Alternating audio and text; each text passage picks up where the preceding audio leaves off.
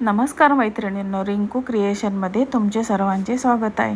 तर आज तुम्हाला मी वांग्याची भरीत ही रेसिपी दाखवणार आहे. तर आपण आता गॅसवर मी एक जाळी ठेवलेली आहे आणि त्याच्यावर 3 वांगे भाजायला ठेवलेले आहे.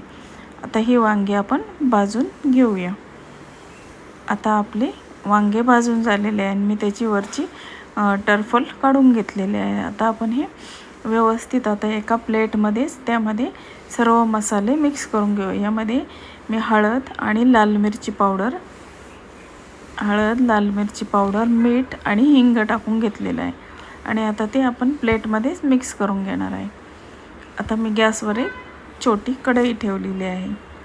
आता हे मी टिफिनसाठी करीत आहे भरीत, त्यामुळे मी थोड्या प्रमाणात केलेलं आहे.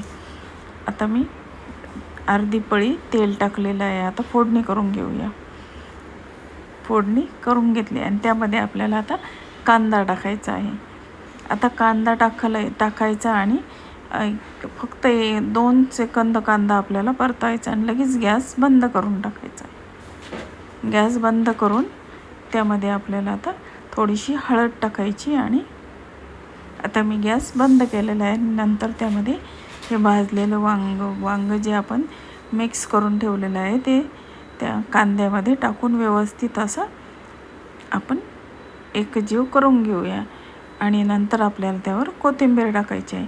कांदा हा बिलकुल शिजू द्यायचा नाही. कांदा शिजला की गोड लागतं भरीत, त्यामुळे कच्च्या कांद्यामध्येच आपण ते फक्त 1 मिनिट परतून घेतलं आहे आणि एका सर्विंग बाउलमध्ये मी काढून घेतलेलं आहे. तर तुम्हाला ही वांग्याची भरत्याची रेसिपी कशी वाटली, आवडली असेल तर लाईक, शेअर आणि सबस्क्राईब करा. धन्यवाद.